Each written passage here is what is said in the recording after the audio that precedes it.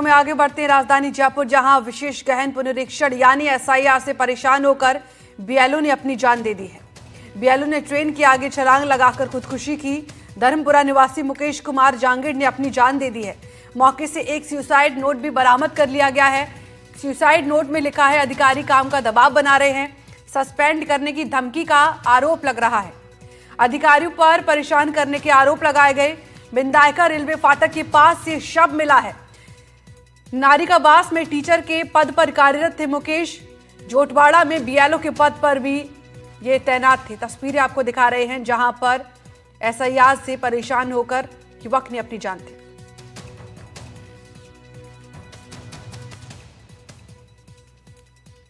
तो उन्होंने कहा भाई जेब में से देखो सामान पड़ा है क्या। तो मैंने उन दोनों जो भी देखे, एक में से 500 का नोट और कुछ चाबियाँ थी और एक में से एक कागज़ निकला था। तो मैंने कागज़ को खोल के देखा तो पुलिस वाले ले लिया मेरे से। तो उस कागज़ में सुसाइड नोट लिखा हुआ था। उसमें ऐसा था, सीताराम जी बुनकर जो उन्हें दबाव डाल रहा था और बार बार ये परेशान कर रहा था कि मैं तुम्हें सस्पेंड कर दूंगा। ये बीएलओ कर्मचारी थे, उन्होंने दबाव प्रेशर बना रखा था, भाई काम आप नहीं कर रहे हो। और ये कह रहा है मैं रात भर नींद नहीं आ रही है, मेरे को बार बार परेशान कर रहे हैं। सुसाइड नोट में लिखा था। मैंने उनको फ़ोटो खींचने की कोशिश की, उन्होंने फ़ोटो नहीं खींचने दिया। मैंने उनको कहा भाई मैंने कुछ एक बार और देख लेना, भाइयों को बताने, उन्होंने नहीं बताने दिया, उनकी जेब में रख लिया। ज्यादा जानकारी के साथ हमारे सहयोगी वीरेंद्र हमारे साथ जुड़ चुके हैं। बीएलओ ने सुसाइड कर लिया है, क्या ऐसी मजबूरी रही? जी वीरेंद्र। देखिए, आपको बताना चाहूँगा कि मैं इस वक्त जो है जो मृतक हैं उनके घर के अंदर ही मौजूद हूँ और आप मेरे पीछे तस्वीरों में देखेंगे तो ये तस्वीर जो आप देख रहे हैं जिस पे फूल माला चढ़ाई हुई है और तमाम जो लोग बैठे हुए हैं वो आप देख रहे हैं। दूसरी छोर पे जो है मुकेश के माताजी और अन्य जो परिवार की जो महिलाएं होती हैं वो यहाँ पर बैठी हुई हैं। क्योंकि जिस तरीके से ये घटना घटी है किसी को भी नहीं ये एहसास हुआ कि ये इस तरीके का भी जो है मुकेश के द्वारा कदम उठाया जा सकता है। क्योंकि लगातार जिस तरीके से एसआईआर के चलते जो है लगातार उनका वर्कलोड बढ़ रहा था और वर्कलोड के चलते जो है सीनियर जो उनके अधिकारी हैं उनके द्वारा लगातार प्रेशराइज किया जा रहा था कि आप जो है इस कार्य को जल्द से जल्द है पूर्ण कीजिए। लेकिन यहाँ पर आप देखिए कि अभी हम बच्चे को भी सुन रहे थे और उस बच्चे का साफ तौर पे यही कहना था कि यहाँ पे जब वो आते थे तो रात को देर रात तक जो है वो अपने काम को करते रहते। यहाँ पे जो है उनके परिजन और परिवार के जो अन्य लोग हैं उनसे भी मैं एक बार बातचीत करने की कोशिश करूँगा कि किस तरीके से जो है ये पूरा घटना हुई, क्योंकि उनके बेटे से एक बार जान लेते हैं। बेटा क्या नाम है आपका? मेरा नाम रेवांशु जांगिड़ है। अच्छा, तो आपकी पिताजी से बात हुई थी जब ये चीज़ें हुई? उससे पहले हाँ, शनिवार रात को मेरे पिताजी के साथ मेरी बात हुई थी। क्या बात थी? वो काम कर रहे थे, मैंने उनसे पूछा आप क्या कर रहे हो। वो ऐसे बोले मैं ये काम कर रहा हूँ, ये बहुत सारा काम है। तो मैंने बोला था कि पापा अब डेट तो बहुत दूर तक है तो आप तो आराम से कर लेना बाद में भी, क्योंकि वो बहुत देर तक करते थे रात को। तो उन्होंने बोला कि बहुत सारा ये एक ही काम नहीं है, उसके अलावा बहुत सारे और 2-3 काम और है इसके। किस तरीके के काम? मतलब उन्हें हर एक इंसान की फ़ोटो मिलती, वो फ़ोटो लेते और पासपोर्ट साइज लोगों से फ़ोटो लेकर उनको फिल करते इधर उधर से देखकर। मतलब उन्हें कुछ फाइलें मिली थी, उनमें ढूंढना पड़ता था, बहुत मुश्किल था, मैंने भी देखा था। और फिर उन्हें ऑनलाइन हेल्प करते थे? हाँ, किस तरीके से आप हेल्प करते? मैंने उनके साथ ढूंढने में मदद भी की थी फाइल में। अच्छा। हाँ, और कभी कभार वो घर पे नहीं रहते थे तो कोई फ़ोटो देने आता था तो मैं ही लेता था। अच्छा, आप ही लेते थे? कोई हाँ फोटो भी आता? हाँ। क्या बात हुई थी? इसके अलावा क्या कुछ और काम करते थे? जैसे ये तो हो गया वोटर लिस्ट के अंदर। हाँ। इसके अलावा और क्या काम करते थे पिताजी? मेरे पिताजी एक टीचर थे नारिकाबास स्कूल में, गवर्नमेंट स्कूल में। वो एक बीएलओ भी थे और वो वहाँ पे जाते थे काम करने, पर अभी उनको छुट्टी मिली हुई थी तो वो ये काम कर रहे थे। पर जो उनके सुपरवाइजर टाइम से कर रहे थे? लगभग 10 से 11 दिन से पहले। हाँ, और जो उनके सुपरवाइज़र थे वो उनके ऊपर बहुत प्रेशर डालते थे। वो जब भी उनका फ़ोन आता वो हमसे दूर हो जाते थे, कभी बात करने साइड में चले जाते थे मतलब। और इससे पहले एक और काम हुआ था मैपिंग का, और उसमें जो उनके सुपरवाइज़र थे उन्होंने पहले गलत काम बता दिया, जिससे किस तरीके का? मतलब गलत तरीके से बता दिया। अब फिर उनका गलत हो गया पूरा, फिर उन्हें वापस करना पड़ा, बहुत मेहनत लगी, फिर भी उनके सुपरवाइज़र को कोई फ़र्क नहीं पड़ा। उन्होंने बोला जल्दी करके दो ये काम, फिर भी उन्होंने कैसे जैसे 1-2 दिन में करके दिया, यही था। और फिर अब वापस से ऐसे मेरे पापा बोल रहे थे कि फिर से उनके सुपरवाइज़र ने गलत काम बता दिया, पर उन्होंने अपने जो भी और दोस्त थे उनसे पूछ लिया और वो सही कर रहे थे। वो बहुत प्रेशर में थे, बिल्कुल कुछ भी नहीं बोलते थे हमसे। आपकी दादी या फिर सिस्टर यहाँ पे बैठी हुई हैं, उनसे एक बार बातचीत करेंगे अपन।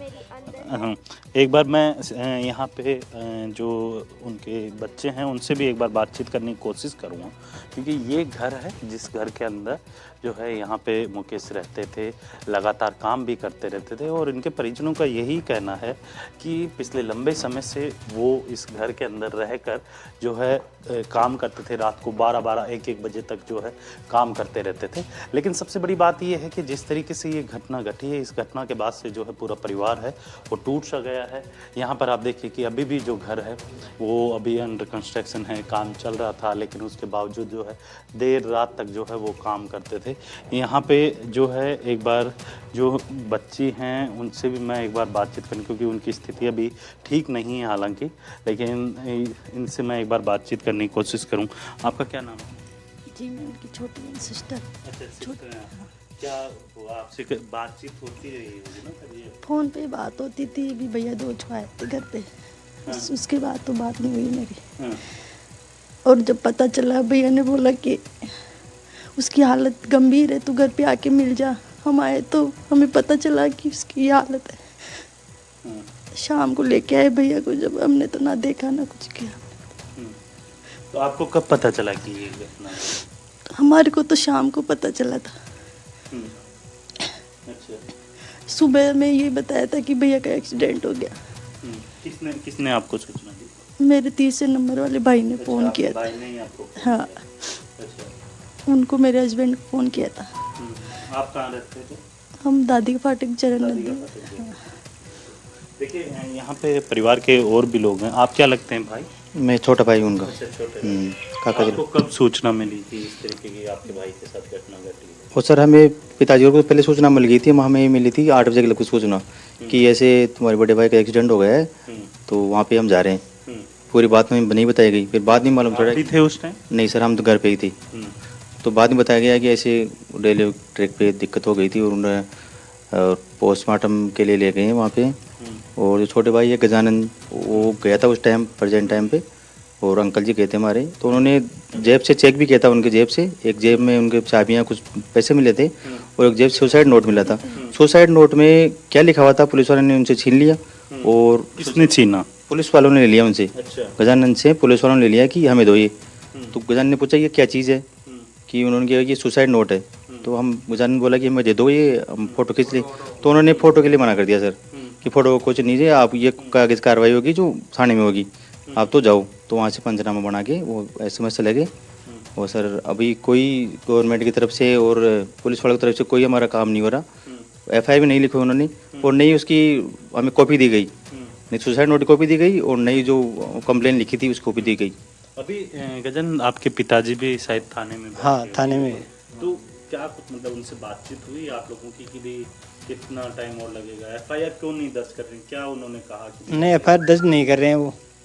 क्या कह रही है पुलिस? अब पुलिस तो अपना बचाव के लिए कर रही है, उनको बचाने की कोशिश कर रहे हैं, सीताराम जी बुनकर को। अच्छा। हाँ, और हमको जब हम आपको क्या कहा पुलिस के द्वारा कि आप इस पूरे मामले पे FIR लिख रहे हैं? आपने दी होगी ना लिखित में कुछ? नहीं, कल पिताजी ने कहा था, मैं डेड बॉडी के साथ गया था, यहाँ नहीं था मैं डेड बॉडी के साथ SMS था, वहाँ चला गया था। तो उन्होंने लिख के दिया है, वो मेरे को इतना नहीं है। लेकिन वो FIR हमको फोटो का भी नहीं दी उन्होंने। कल जो भी FIR करके आए थे ना, वो दी नहीं उन्होंने। अच्छा। फोटो का भी, हाँ, कॉपी नहीं दी बिल्कुल। न सुसाइड नोट की कॉपी दी हमको, न फोटो लेने दी हमको। ये ठीक है, हमें तो न्याय चाहिए, ये और कोई बात नहीं। क्या कुछ मांगे हैं आप? नहीं, मांग कुछ नहीं है सर, मांग की कोई बात नहीं, न्याय चाहिए हमें। न्याय भाई, इन बच्चों का पालन पोषण हो जाए, एक सरकारी नौकरी चाहिए, न्याय चाहिए मेरे को। मांग नहीं है। भाई साहब के 2 लड़कियां हैं, एक तो लगभग 23 साल की, एक 21 साल के लगभग, एक छोटा बच्चा है 10-11 साल का। अब उनका भविष्य सर अंधकार में हो गया। तो हम चाहते हैं कि जो उचित कार्रवाई उनकी उचित कार्रवाई हो, इन बच्चों का पालन पोषण के लिए कुछ ऐसा व्यवस्था की जाए कि व्यावसायिक कमी महसूस नहीं हो। वो काम तो हो गया जो हो गया, यही चाहते हैं सर हम। जी और वीरेंद्र, माँ बाप भी, पिताजी उनके दादाजी भी बूढ़े हैं अब, तो हम चाहते हैं कि उचित कार्रवाई हो उन पे।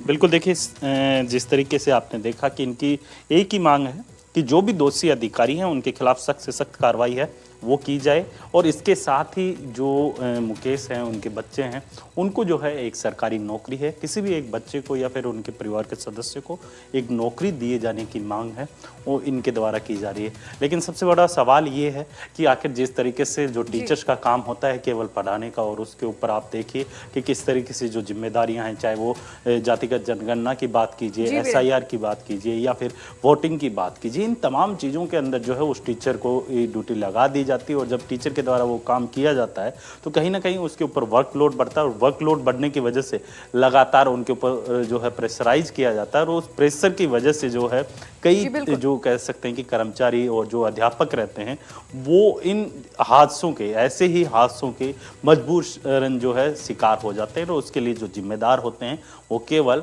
अपनी जिम्मेदारी से इतिश्री कर लेते हैं कि ये कहते हुए कि उनके ऊपर ऐसा कोई भी जो है हमारे द्वारा प्रेशराइज नहीं किया गया जिसकी वजह से ये कदम उठाया गया। ठीक है वीरेंद्र, ठीक है।